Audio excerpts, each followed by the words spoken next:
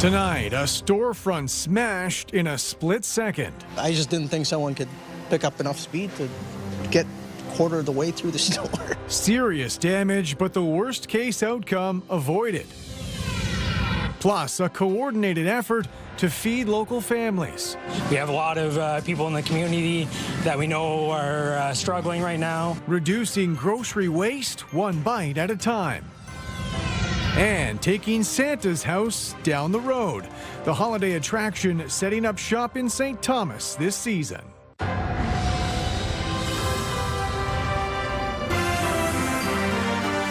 CTV News with Carlyle Fiset. Good evening. Thanks for joining us. We begin tonight with a dramatic moment at a local grocery store captured on video. A woman crashed her car through the front of the building, nearly hitting customers shopping inside. With more on the incident and the aftermath, here's Sean Irvin. You're watching security video inside a London grocery store, mere seconds before a tragedy is narrowly averted. A shopper places her cart in the aisle, turns to look at some produce, and then bang! In a split second, a car smashes through the front wall of the store, striking the woman's shopping cart, narrowly missing her. The aftermath of the crash is evident outside the store, as a temporary wooden wall keeps it in operation. This staff member was inside as the car came barreling through. So I heard like a very hard smash inside the store. I didn't know like what was happening till I stepped out like from the storage area. Then I saw like how the car drove inside the store. I just didn't think someone could pick up enough speed to get a quarter of the way through the store. Moments after the crash, a woman in the driver's seat stepped out of the vehicle. With the help of customers and staff, she quickly got her child out of the smoking car. Amazingly, they were not physically hurt, nor were any customers. Now, if this crash had happened just a few hours earlier on Friday, the outcome could have been tragic, as the store is typically full as Friday prayers end at the nearby mosque. It just looked like something that for sure somebody would be hurt in this. And that's kind of what I'm grateful for. CTV News reached out to the woman nearly struck. She told us she's still in shock from the incredibly unexpected experience. She was lucky. We had a cart that was stuck in between the two tables, and it was pancaked. So if there was a person beside that, that definitely would have been something. London police tell us no charges have been laid at this time. As to the cause, the store operators believe it was an unfortunate incident, and again, they are grateful no one was hurt. And while they had been considering some modifications to the store's interior, they certainly never wanted to open a wall this way. Didn't expect renovations so quick. Exactly. In London, Sean Irvin, CTV News. Tourist traffic may be down at the Canada-U.S. border, but that's not the case for truckers. As Brian Bicknell reports, there are long lines in Sarnia right now, and the mayor is becoming increasingly concerned about road safety. A transport truck misses its turnoff, backs up, then steers back onto the exit. Other big rigs follow closely behind on the off-ramp leading into the city of Sarnia. The line of trucks on this road are just continuous. On Exmouth Street. Yep. My dad gives me the forewarning of when there's a backup and what to avoid. Truck drivers may be trying to bypass this. A transport truck bottleneck as far as the eye can see on westbound 402 leading to the Blue Water Bridge. Sarnia Mayor Mike Bradley says it's got to stop. The trucks are coming into the city and the Sarnia police are doing their best to deal with that. But we're also seeing out on the highway interaction between vehicles, which is not good. It's not safe. You've got the trucks in two lanes past Moldon. You've got cars trying to go down along the highway to bypass the trucks. The trucks aren't letting people in most cases. The mayor has written to the province's transportation minister asking for immediate steps to ensure free-flowing traffic on the 402 and boost enforcement of trucking violations. It's very busy at that border crossing, despite the decrease in Canadian traffic to the U.S., so solve it now before there is a loss of life. And if westbound border traffic wasn't bad enough, traffic is also shut down 402 eastbound for a stretch heading out of the city. That's because the intense heat has caused the pavement to buckle for the third time this summer. Traffic is now being rerouted onto London Line. The province needs to investigate. It's the same contractor. Why is this happening? Because of heat? You can't tell me they're building roads that can't sustain high temperatures.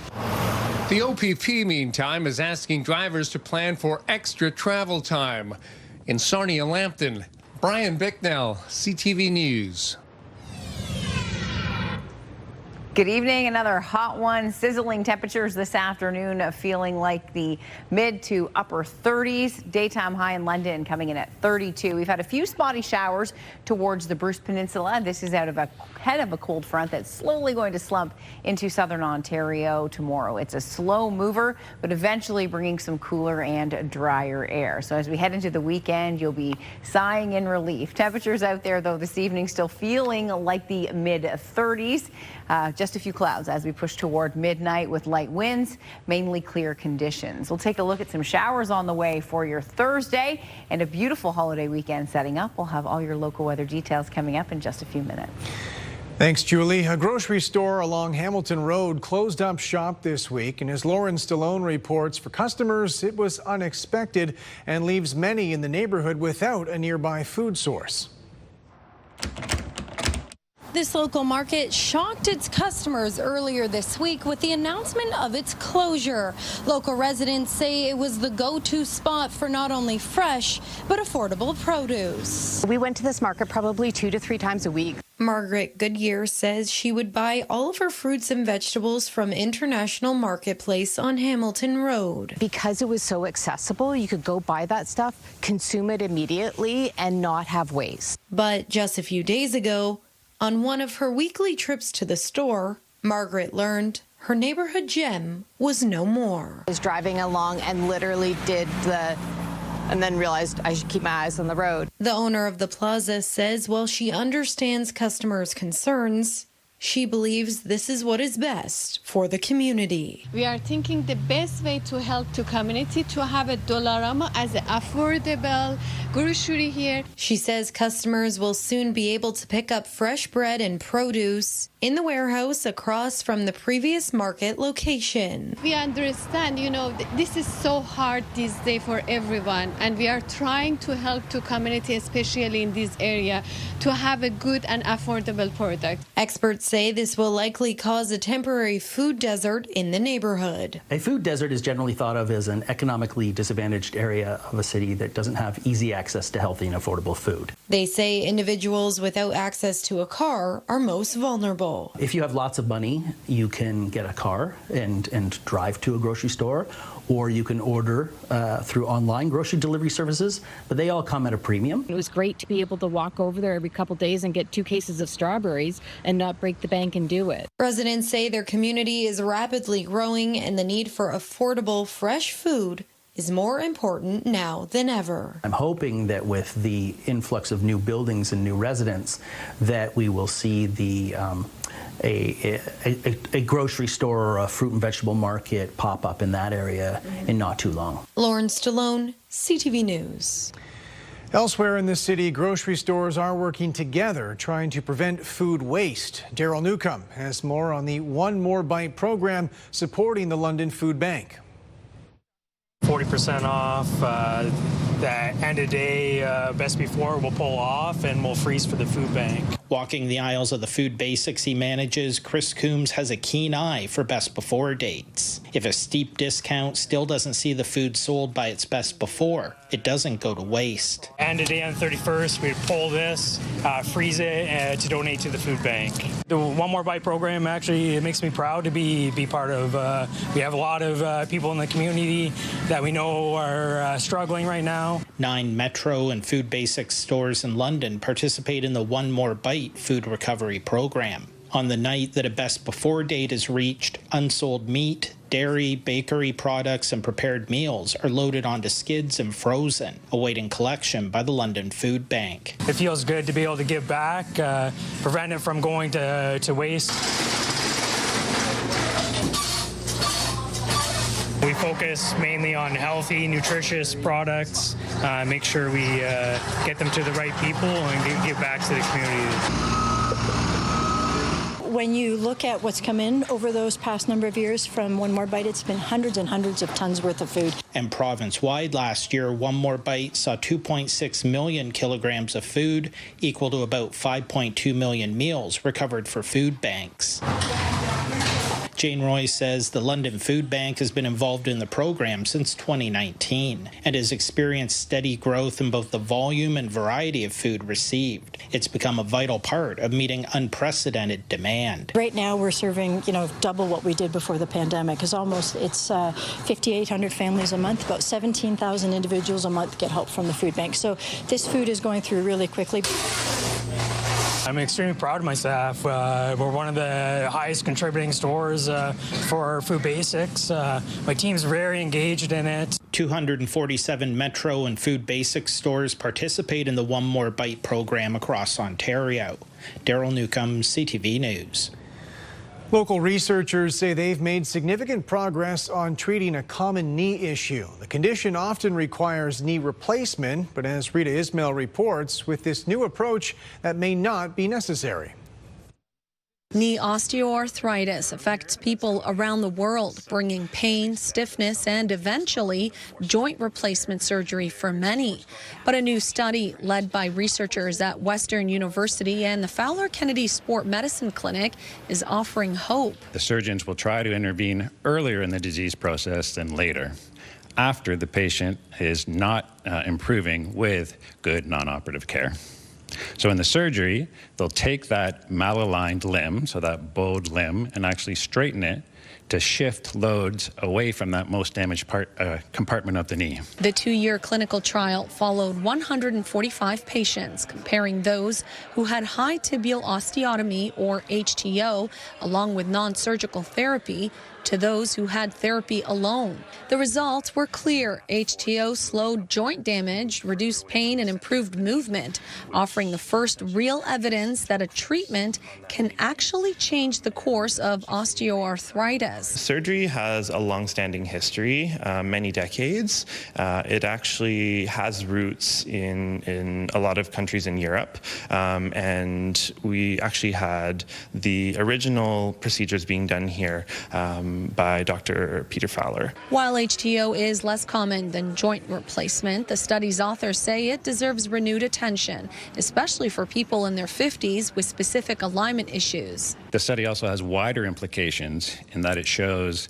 if you improve the biomechanics acting on the joint, you can actually alter the course of osteoarthritis. The procedure isn't for everyone, but for the right patients, it could delay or even prevent knee replacement. Rita Ismail, CTV News. A local Christmas landmark is on the move again. Santa's house has been part of London's holiday season for a decade, but this year, the big man in red will set up shop in St. Thomas. Brent Lale reports. Santa's house is about to move south for the winter. We've raised hundreds of thousands for kids in London, so now it's a new chapter. After years of searching for a permanent home in London, Leo Lariza has worked out an agreement with the Elgin County Railway Museum to bring the holiday landmark to St. Thomas. We thought it was a great opportunity for the community. Last year we had 350 Christmas trees here. We gave some money back to the coldest night of the year here in town.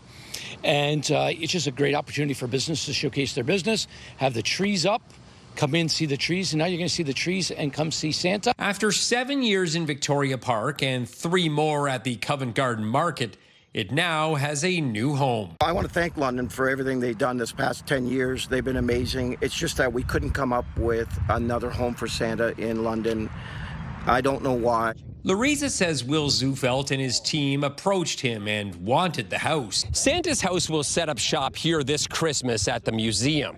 Going forward, they have bigger dreams, which could include trains and the rail line. We're just going to save those plans for next year, but it's going to happen. More tourism for St. Thomas. It is a great town, and we're just going to keep on, spreading the Christmas cheer. Lariza is both excited and sad about this new location. He believes the best spot would still be in Victoria Park, or at Storybook Gardens. One or two people complain and say it's an eyesore. Well, the city reacts and says, well, we got to get it out of here. And I think we got to stop that. We got to look at the reason why Santa House was there to begin with. If their child was sick and we had to take care of them, they would certainly change their views on it being an eyesore. So I just think London had its time, and now St. Thomas is going to gain something. Got a big group behind them to make it even more successful. Brent Lale, CTV News. Coming up, TikTok on a trade deal, the potential for higher prices if higher tariffs stick. Plus, funding the future of Ontario's labour market, the government renewed an investment in training workers for the jobs to come.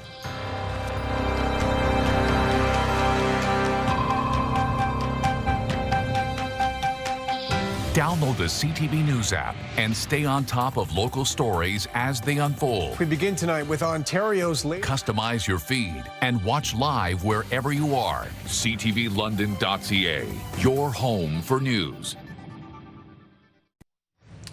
Welcome back. The U.S. ambassador to Canada says he's hopeful a trade deal is coming ahead of President Donald Trump's Friday deadline.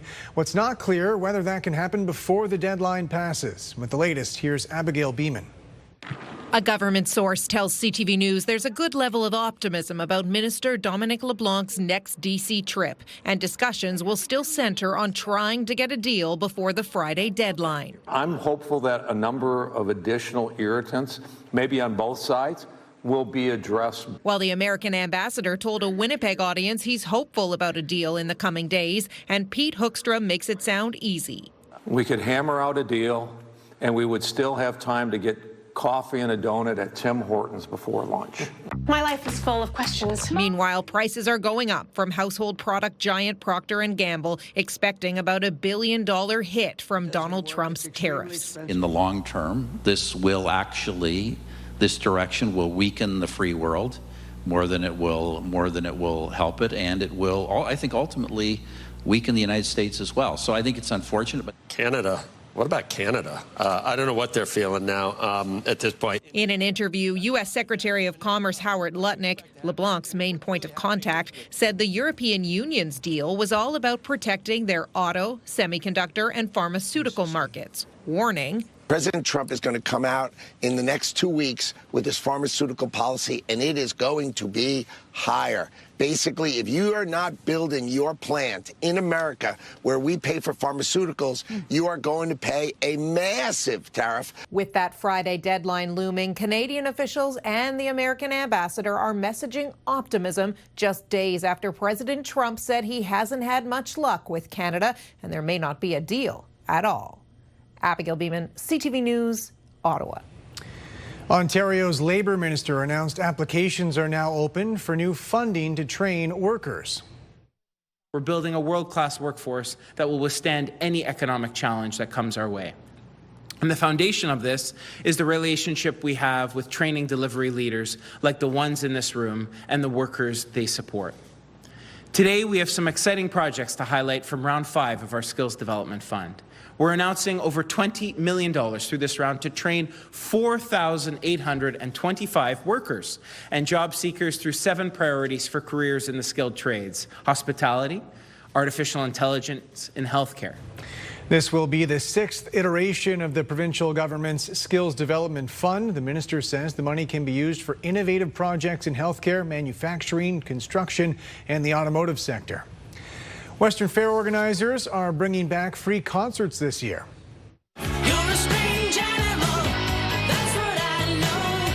The lineup is headlined by Gowan, as well as Alan Frew of Glass Tiger and Celtic rockers The Mahones.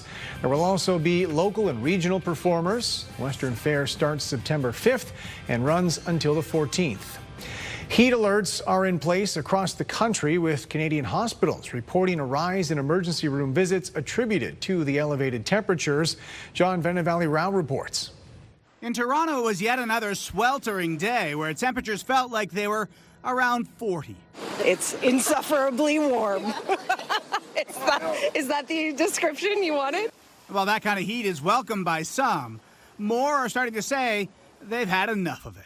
It's kind of like walking into a bit of an oven. By the end of this latest stretch of heat, Toronto will have had 23 days at 30 degrees or above so far this year. 9 days where the humidex was above 40. It's been hot, humid. You kind of can't breathe when you step outside at certain points. While temperatures on average in June and July have been about 2.5 degrees above normal. And July's not finished yet. We still have to add a couple more days. It could be more than 2.5 degrees. Temperatures also soared again in parts of the Maritimes, BC and the Northwest Territories, and south of the border. Nathan Lucas leading it off again for the Blue Jays. Where the Toronto Blue Jays were playing a doubleheader this afternoon in Baltimore, Maryland, where it was 37 Celsius without factoring in the humidity. Whatever you got to do, don't worry about how it looks. Just try to cool off any way you can. Overheated fans at times being misted down, trying to beat the heat. Heat that's been having an effect on health. Toronto has seen more than 50 heat-related ER visits so far this July, double that of last July and triple the year before. Though officials say it hasn't been catastrophic in terms of hospital admissions or deaths. It appears that it's affecting people, but it's not an emergency at this point, fortunately. And while there is some relief in sight, the long-term modeling suggests in many regions the rest of the summer will continue to be warmer than normal. John Venevalley-Rouse, CTV News, Toronto. On the desk with Julie Atchison now on another day with plenty of sunshine, plenty of heat for us, but it does sound, at least on the heat front, we're getting some relief as we get into the back half of the week. Yeah, we have a weak front that'll slump its way through tomorrow, so a bit of a wind shift to the north. That's going to be slow to dry out the air, so it'll still be quite humid in the afternoon. Not quite as hot. Today, it was a scorcher again, 32, a couple degrees shy of a record. And normally this time of year, we're in the mid to upper 20s, so coming in well above. Steamy conditions out there this evening, and we'll hold on to the high humidity as we head through the overnight, so muggy. We've had a few showers towards the Bruce Peninsula. We have a little bit of light rainfall in through northern Ontario. Other than that, conditions are clear. Heading into tomorrow, we do have the chance for some pop-up showers in the afternoon, although the probability just a 40% chance. Now we have some smoke issues going on in northern Ontario, air quality issues, a special air quality statement in effect, and this could impact our weather in southern Ontario tomorrow. And the reason is we're going to get this shift in the wind north, so that's going to could bring some of that smoke down into the lower levels, so I will be keeping an eye on that. We've had our heat warning in effect. The heat warning will come to an end, but you can see this higher concentration right across northern Ontario, and again with the shift in the wind for us tomorrow out of the north, we could see some of that filter down. Now as we take a look across the country tonight, we have some cooler air, and this is what I want you to focus in on in Western Canada. We have a sprawling area of high pressure that will be building in for the weekend, and the origins of the air that's coming in for the weekend is from the west, so northwest anyway, and that'll be pushing across the Great Lakes. That means we have cooler conditions, drier conditions, and we'll have much lower humidity. Overnight, still quite warm, anywhere from 17 to 18 degrees if you're near Lake Huron along that lakeshore, 20, and if you're near Lake Erie, around 21. Going out 48 hours, this forecast model not bringing a whole lot in the way of rain tomorrow. Can't rule it out. Again, a chance of a pop-up shower in the afternoon. And then as we head into Thursday, this low pressure area and this frontal boundary will be stalling out to the south, and it looks like a little wave of moisture coming in for Thursday morning. We need some rainfall, so hopefully we will pick up some rain Thursday morning. This is at 6. You can see right through here on Perth, Grey and Bruce, the southern areas, you could squeeze out a shower, but areas through central and north Grey Bruce, just overcast conditions to start. By Thursday afternoon, it looks like we're back into a mix of sun and cloud, and we're also in for some nice temperatures. So your Wednesday forecast highs anywhere from 24 to 27 degrees as we head through Grey and Bruce County. Temperatures a bit cooler for you. Still quite hot and humid though as we head to London at 29. Not quite as hot as it was today. 25 towards Sarnia and 29 in and around Chatham-Kent. Your forecast high, as I mentioned, 29, still feeling like 35, and that 40% chance of showers, and the winds coming in out of the north. Now our Metal Roof Outlet forecast, chance of rainfall Thursday morning, and then by Thursday afternoon back into a mix, and then Friday mainly sunny, Saturday sunshine, Sunday sunshine, and a mix of sun and cloud. But let's talk about these overnight lows. 12 to 13 degrees. Beautiful weather to open up the windows, gorgeous conditions, and fantastic for a holiday weekend. This is what we were looking for. Sunshine, mainly sunny. I know many of you have lots of plans for the weekend. And if you haven't made any yet and you're just planning to hit a park or just head out for a walk, great weather for that. Daytime highs anywhere from 25 to 27. Overnight lows, even a single digit there. So cottage country will be quite cool with those overnight lows. Great for people who like to spend some time outdoors in the evening. So chance for showers tomorrow, although the probability on the lower end. Looks like we will get a bit of rain falling through Huron and Perth County on Thursday morning. Grey Bruce, just a slight chance for showers, and then room for sunshine right through the holiday weekend. Carlyle, back to you. Thanks, Julie. Still ahead, deep discounts on social media, the fraudulent ads conning people into purchases, prompting a warning from police. Big shout out to our friend Scott, our first winner heading to Kelowna for the CCMAs. Yes, if you want to join Scott on your own trip, be listening tomorrow morning at 7 a.m. for the next keyword.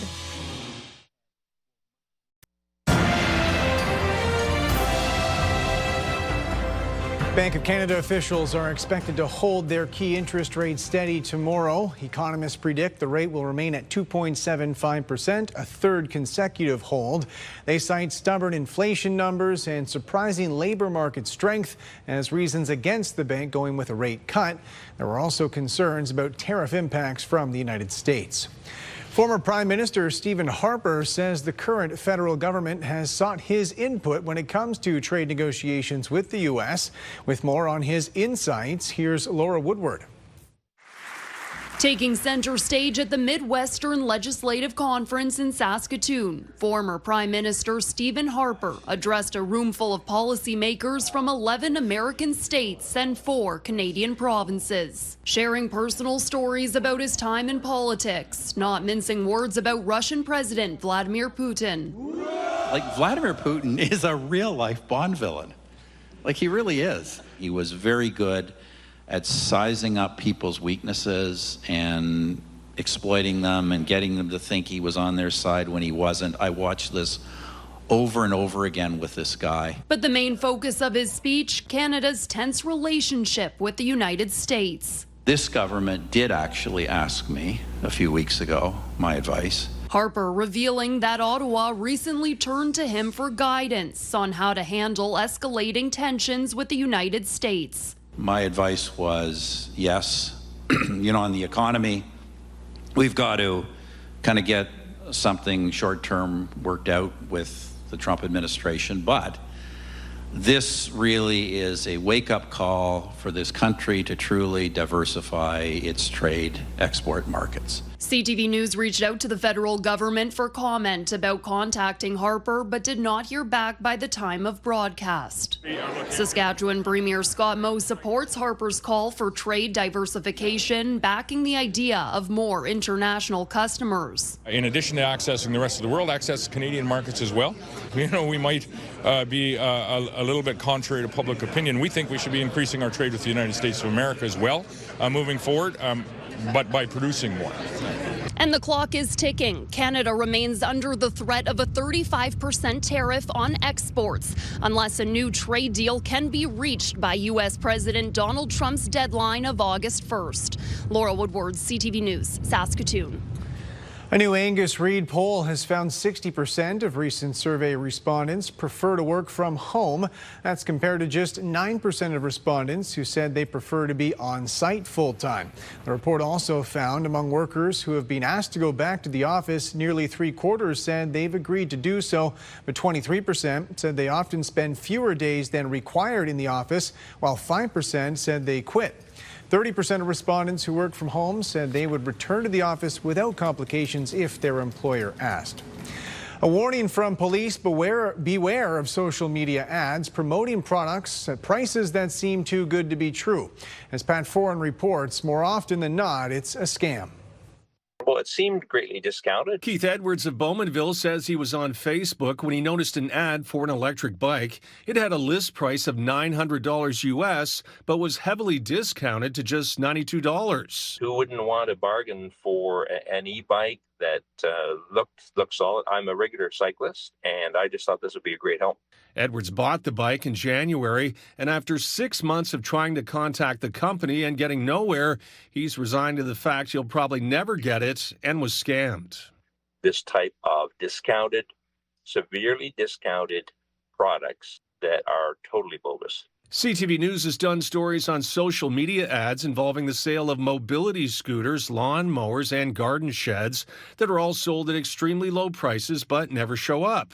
Sometimes luxury clothing will arrive, but it's actually a cheap knockoff. York Regional Police recently posted a warning about a social media scam involving hot air balloon rides. You could pay $45 in advance to ride in a hot air balloon, but when victims showed up at a local park, no one was there. There were no balloons set up. There's no staff from this Candle Experience company on site to assist them with their purchase. Police issued the warning to remind people just because something is for sale on a social media website, it doesn't mean it's legit. You have to be mindful of ads that do pop up. To avoid sponsored ad scams, confirm you're on a legitimate website, use caution buying through social media shops, contact a company in advance of a purchase, be suspicious of massive discounts and deals that seem too good to be true. CTV News contacted Meta, the parent company of Facebook, about the bike ad Edwards used, but we did not get a response. He plans to be more careful in the future. I just urge other consumers to be duly warned. Pat Foran, CTV News.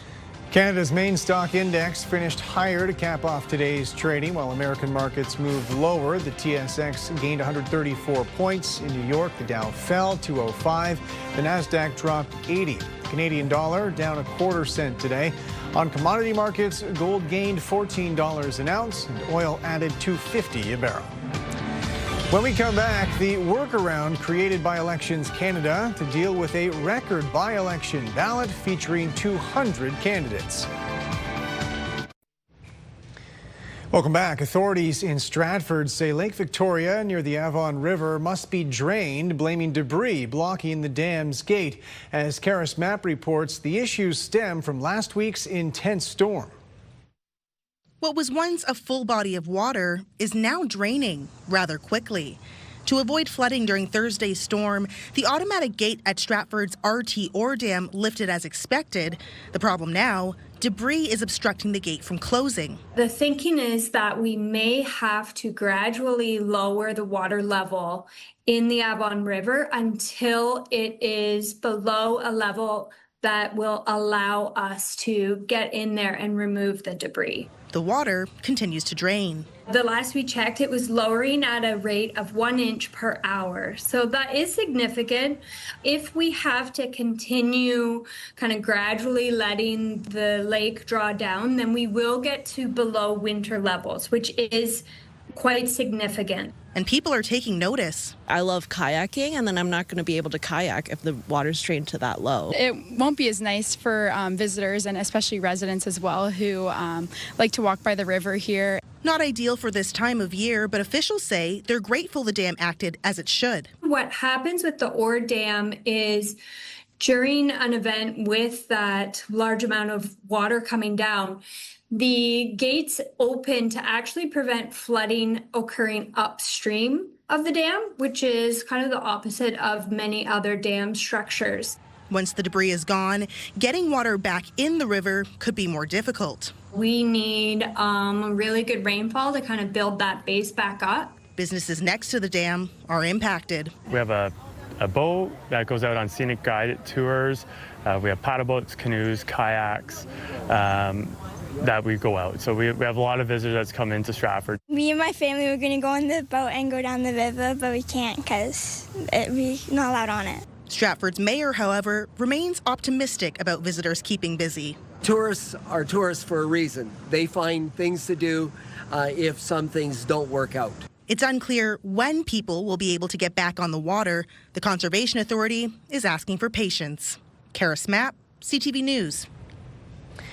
A record-breaking number of candidates have now registered to run in next month's federal by-election in Alberta. More than 200 people are going up against Conservative leader Pierre Poilievre as he tries to win back a seat in Parliament. Kathy Lee reports.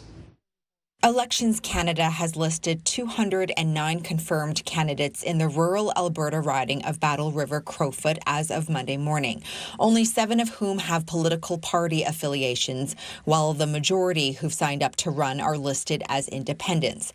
This riding has been targeted by the advocacy group The Longest Ballot Committee, which also ran a campaign in Pierre Poilievre's former riding during the April general election when he lost, where the ballot had 91 candidates.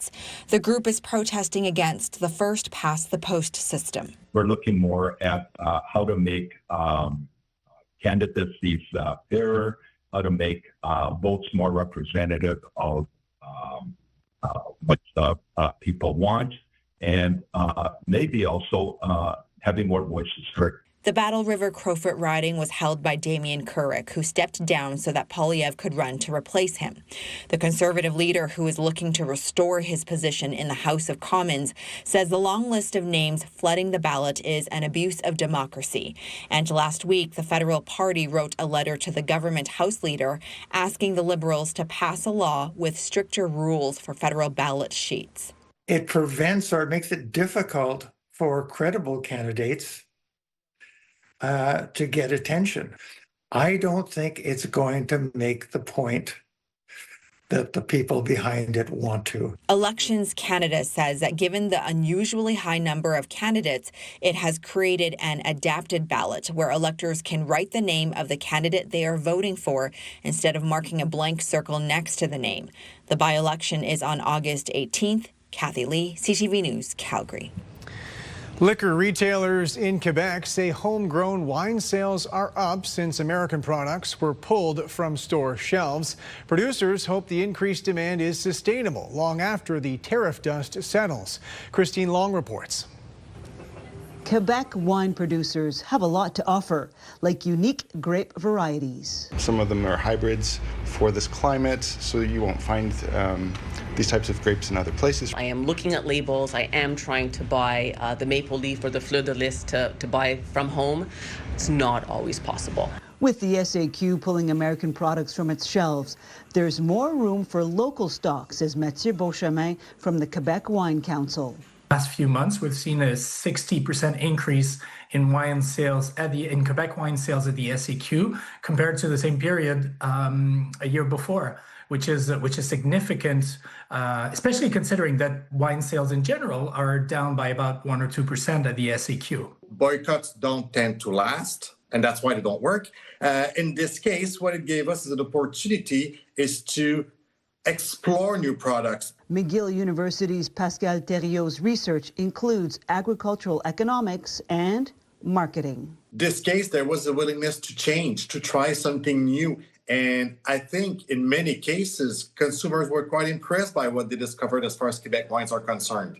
Beauchemin says Quebec vineyards are working hard to keep up with the new demand and are currently producing 3.5 million bottles of wine a year. It's growing fast, but we're still a small industry, a drop in the ocean of all the wine consumption in Quebec. He adds that 30% of Quebec wine sales are through the SAQ and 70% is through restaurants and smaller shops like Les Douceurs du Marché at Atwater Market. Mike Lacroix says his clients were buying local even before the boycott. They're looking for local products that are harder to find, and I'm not sure it's changed all that much for us. My preferred go-to is a Quebec wine. It's sort of nice, sort of juicy, dry, totally delicious. Yeah, great price point too. All agree that if American wines reappear on store shelves, space should always be made for local producers. Christine Long, CTV News.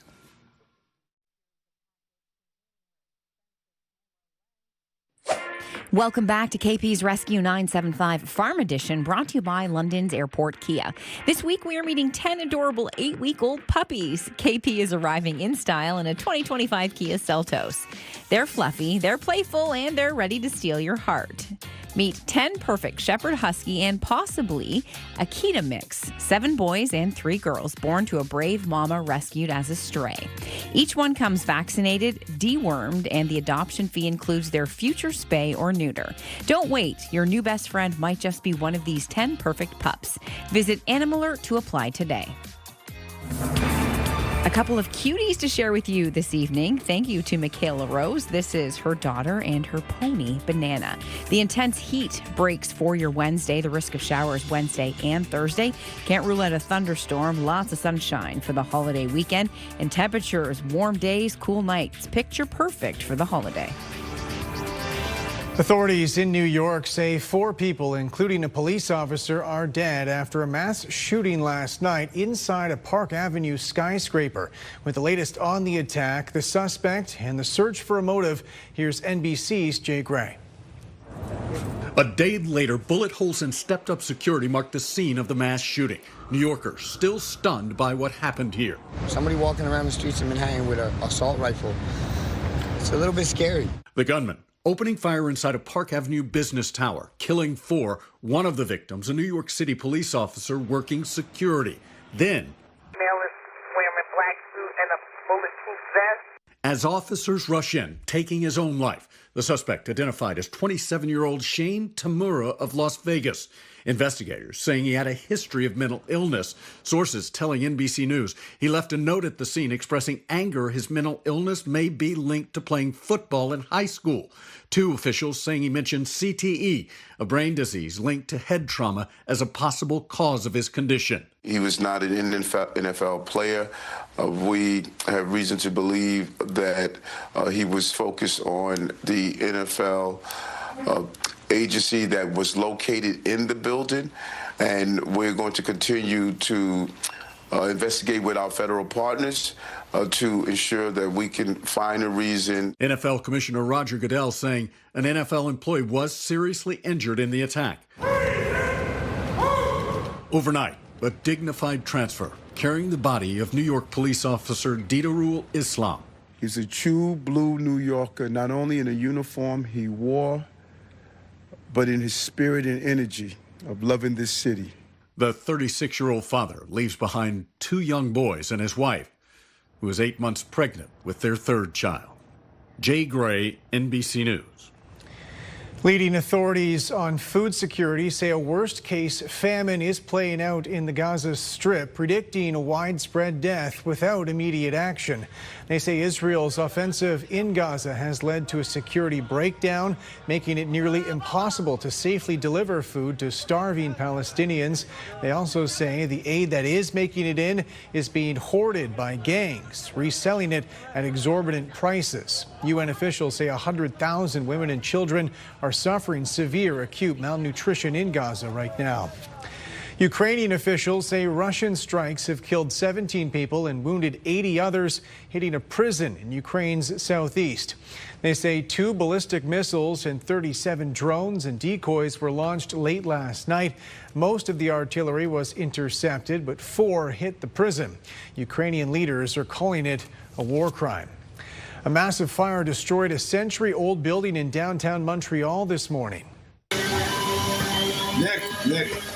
The flames broke out around 2 a.m., drawing more than 150 firefighters to the scene. Flames tore through the structure, forcing people inside to flee in the middle of the night. One person was pulled out from a balcony, but no injuries were reported. At this point, fire officials say it's too early to establish the fire's ignition source. An Alberta woman previously banned from owning horses is fighting new charges. As Jeremy Thompson reports, she's accused of repeatedly violating that order and causing serious harm to animals. Patricia Moore was not in court when her lawyer entered a not guilty plea for the 5 charges she's facing under the criminal code.